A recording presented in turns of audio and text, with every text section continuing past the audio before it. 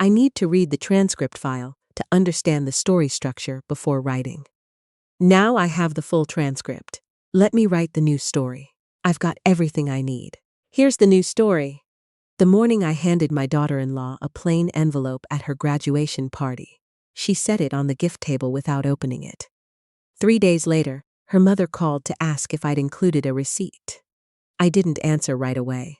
I just sat at my kitchen table, looking out the window at the oak tree in my backyard, the one my late husband, Theodore, planted the year our son was born.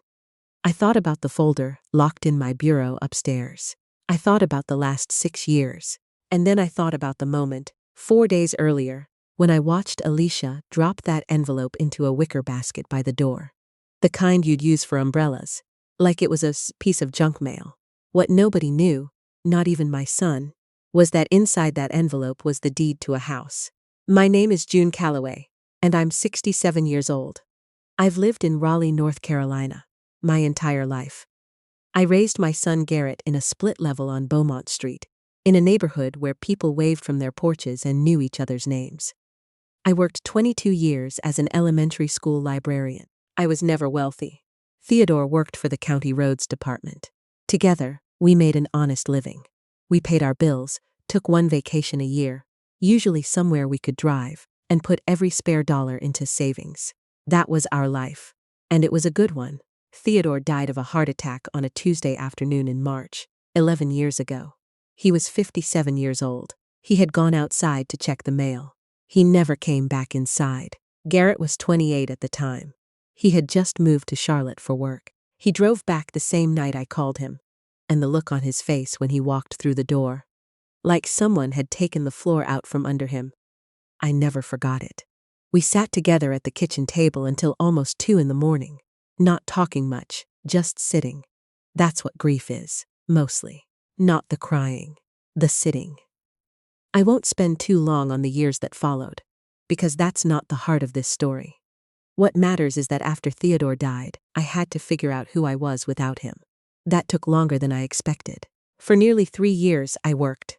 I kept the house, I visited Garrett on holidays, and I tried not to let the loneliness swallow me whole. Then one summer, I received a letter from a law firm in Greensboro.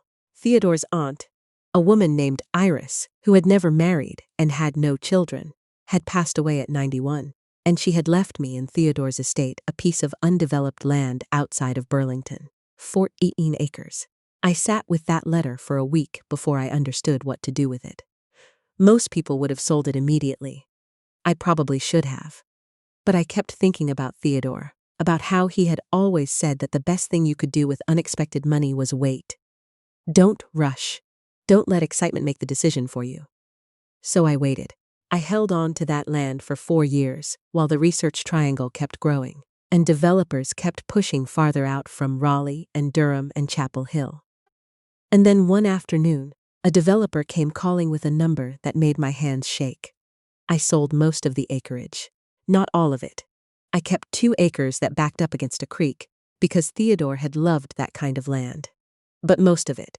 And after taxes and fees, I had more money than I had ever held in my life. My first instinct was fear. I had spent 4 decades being careful with money. Suddenly having a significant sum felt almost wrong, like wearing someone else's coat. My friend, Patricia Odom, she's been my closest friend since our daughters played on the same soccer team 30 years ago, before her daughter moved to Oregon and mine never existed. Patricia told me to invest it and forget it. Just let it grow. But I couldn't stop thinking about Garrett. He was 35 by then, engaged to a woman he had been dating for 2 years, Alicia Brennan. She was 31, worked in pharmaceutical sales, made good money, drove a nice car, wore her hair in that sleek way that made her look perpetually ready for a presentation. She was confident, efficient, the kind of woman who sent thank you notes typed on monogrammed stationery. I wanted to love her immediately. I tried. The first time Garrett brought her home to meet me, she looked around my house with an expression I couldn't quite name. Polite, yes. Warm, not entirely. She admired the oak tree, and complimented the casserole I'd made, and laughed at the right moments. But there was something underneath all of it that I couldn't put my finger on. Not cruelty, not rudeness. Just a kind of assessment. like she was taking inventory. I told myself I was being too sensitive. I had been alone for years. Maybe I had forgotten how to read people. Over the next several months, I paid close attention. Not the way a suspicious person pays attention, the way a mother does, quietly from the side. Alicia never asked about Theodore, not once. She asked about Garrett's childhood, about funny stories, about what he had been like as a boy. But she never asked about his father. I noticed. I don't think she meant it unkindly. I think Theodore simply didn't exist in her world, and she didn't feel the need to let him in. She also had opinions about money that made me quiet. Not because I disagreed with ambition. I respected it. But because of the texture of it. She talked about financial planning the way some people talk about social class. She knew what neighborhoods were coming up, and which ones had plateaued. She knew which wine labels were worth knowing, and which were for people who didn't know any better. At dinner one evening, when Garrett mentioned that I still drove a 2012 Honda, she laughed and said, "Okay, but for how much longer?" She meant it as a joke. I let it go. But things like that kept happening. Small things. A look when I wore a particular cardigan she'd seen before. A pause before she agreed to visit on a Sunday I'd suggested. A comment about my kitchen countertops. "Very retro," she said, touching the laminate. That was technically a compliment and somehow wasn't. I never said anything to Garrett. He was happy. He looked at Alicia the way Theodore had once looked at me, with that specific kind of wonder that comes from believing you've found the right person. I remembered that feeling. I didn't want to take it from him. So I stayed quiet, and I made my plan. The house had been in the back of my mind since the land sale. Not as a specific idea at first, more like a direction. I knew I wanted to do something lasting for Garrett. Something that would matter in 20 years the way it mattered now. Raleigh real estate had been climbing steadily, and I've just watched enough friends struggle with mortgages in their 30s to understand what debt could do to a marriage in its early years. The stress of a payment, the arguments about spending, the feeling of always running slightly behind. I had seen it hollow people out. I wanted Garrett to start differently. I spent 8 months searching on weekends. Patricia came with me to most of the showings, patient as always, keeping her opinions quiet until I asked. We saw houses that were too expensive, too damaged, too small, too far from where Garrett worked. We saw one that was perfect on paper and felt entirely wrong in person.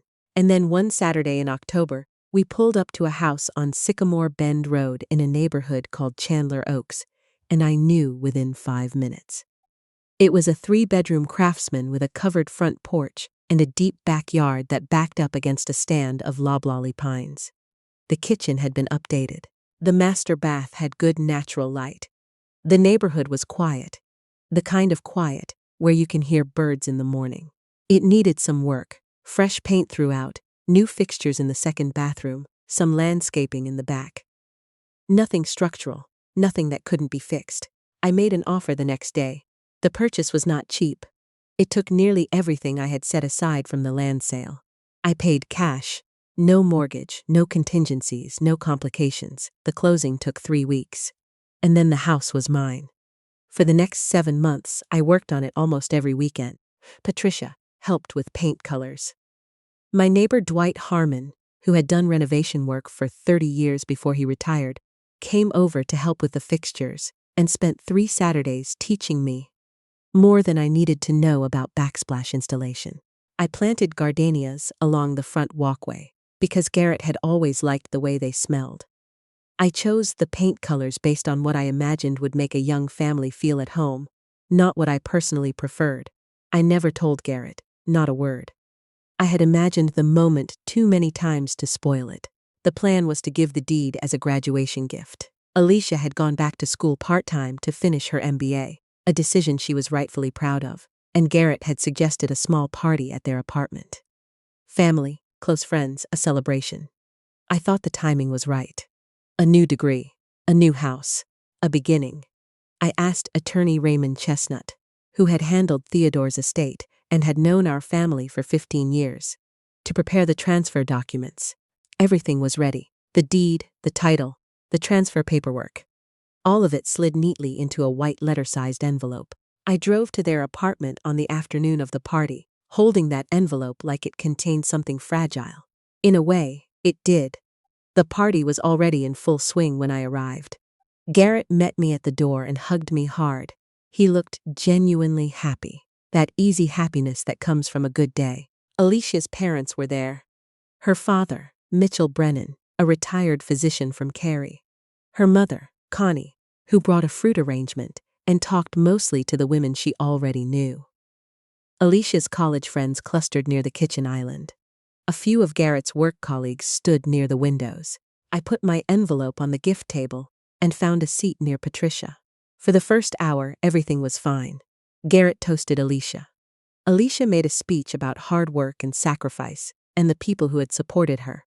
She thanked her parents, her friends, her professors, and Garrett. She did not mention me. I wasn't sure if that was deliberate. I decided not to assume. Then came the gifts. Everyone gathered in the living room. Alicia sat on the couch opening things one at a time, while Garrett stood beside her with a garbage bag for the wrapping paper. Her friends gave her a weekend spa package and a set of wine glasses. Her parents gave her an envelope. I saw Alicia's face when she opened it, the particular smile that comes from a large number on a check. Garrett gave her a bracelet she had pointed out at a jewelry store 3 months earlier. Then Garrett picked up my envelope from the table. He handed it to Alicia. She looked at it. Plain white envelope, her name written in my handwriting. She turned it over, no ribbon, no sticker, no weight to it. She laughed.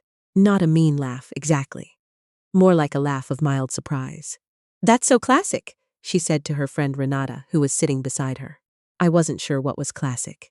Alicia set the envelope on the arm of the couch. Someone handed her another gift.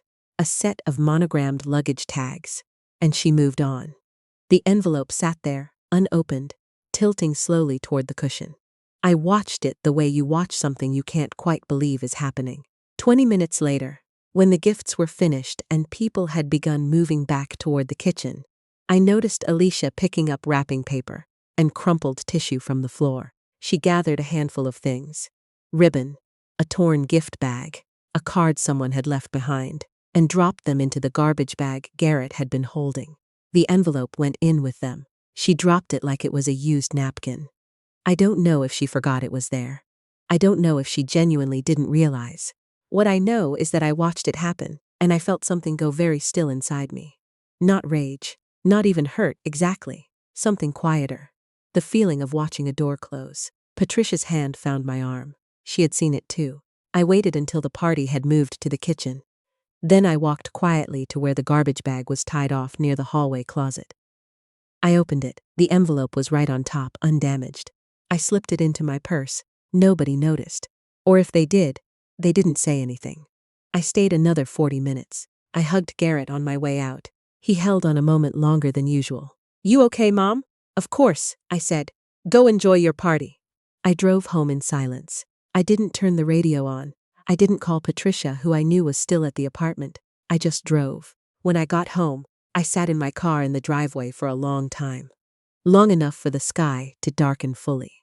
Theodore's oak tree stood black against the blue-gray evening, perfectly still. I thought about 7 months of weekends. I thought about the gardenias along the front walk. I thought about Dwight Harmon, spending 3 Saturdays teaching me about tile. I thought about the afternoon I stood in the empty master bedroom and cried a little.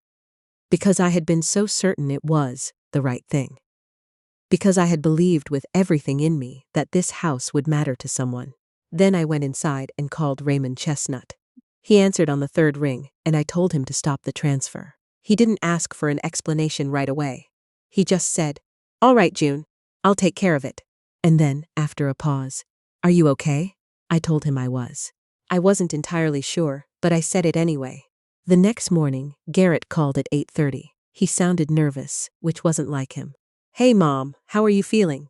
"Fine," I said. "How was the rest of the party?" "Good." A pause. "Mom, did you take an envelope from the gift table?" I set down my coffee cup. "I did." Silence. Alicia realized this morning she never opened it. "I know." Another pause. Longer this time. "What was in it?" I looked out at the oak tree. The light was coming through the branches in long strips, the way it does early in the morning in autumn. "Come over," I said. "I'll tell you in person." He was at my door within the hour. I had the folder on the kitchen table. I told him everything from the beginning. The land, the sale, the 8 months of searching, the house on Sycamore Bend Road. I told him about Patricia and Dwight and Raymond Chestnut. I told him about the gardenias. He sat across from me and didn't speak for a very long time. When he finally did, his voice was low.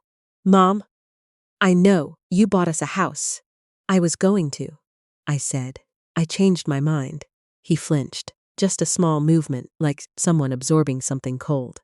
"She didn't know what was in it," he said. "I know that. She wasn't trying to, Garrett." I said it gently. "I know.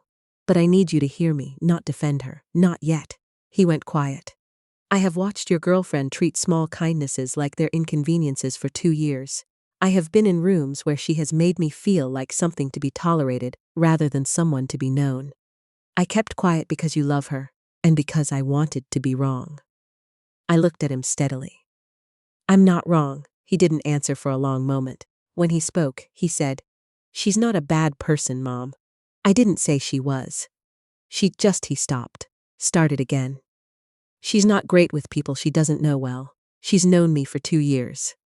The silence after that was a different kind of silence. The kind that means something has landed. Garrett left an hour later looking like he was carrying something heavy, which I supposed he was. I didn't envy him the conversation he was about to have. But I also didn't try to protect him from it. That afternoon, Alicia called me. I let it ring twice and then answered.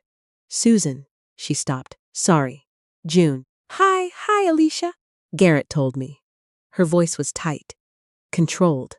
"About the envelope," I figured. A pause. I had no idea. I know, I would never have. She stopped again. "I just didn't know what was in it. I thought it was a card." I chose my next words carefully. "What would you have done with a card?" She didn't answer right away. "Would you have opened it?" I asked. "Or would you have set it aside the same way?" The silence that followed was its own kind of answer.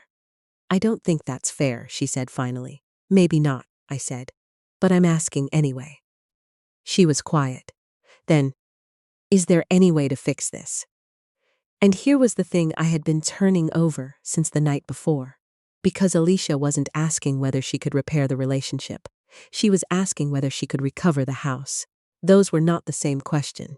And I knew the difference, and I suspected she didn't. "I think that depends," I said, "on what you mean by fix." She didn't have an answer for that. We ended the call shortly afterward, politely, without resolution. Over the next 3 weeks, Garrett called me almost every day. Not to advocate for Alicia. At first, he did some of that, and I listened, but increasingly just to talk. About his father. About what he remembered of our early years, the financial stress, the careful budgeting, the way Theodore used to review their bank statement every Sunday morning, with a cup of coffee like it was a ritual. About things he had absorbed without realizing it. One evening he said, "I didn't know she did those things. The things you described." "Which things?" "The comments. The way she looks at." He paused. "I've seen it. I just always explained it away. I didn't say anything. I thought it was just her sense of humor," he said. "She's sarcastic. She always has been. I thought that was just her." "It might be," I said. "The question is whether it's something she's aware of." He thought about that for a moment. "Do you think she is?" I considered the question honestly. "I think she's smart enough to be," I said. "I don't know if she's willing to be."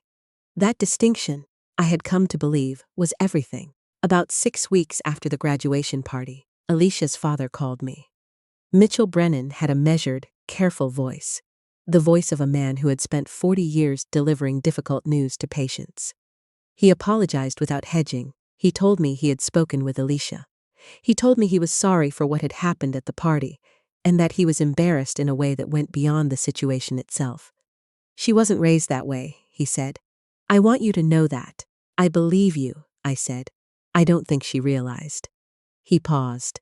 "I don't think she realizes how she comes across sometimes." "I know. But not realizing isn't the same as being excused." "No," I agreed. "It isn't." He asked if I would be willing to meet with them. Him and Connie, Garrett and Alicia. Not to negotiate anything, just to talk. to let things be said in the same room rather than through a chain of phone calls. I thought about it for 2 days. Then I said yes. We met at Patricia's house because neutral ground felt important, and I didn't want the conversation happening in my home or theirs. Patricia made coffee and then excused herself to the back garden.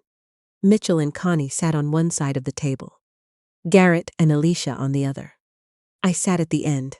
Alicia had prepared what she wanted to say.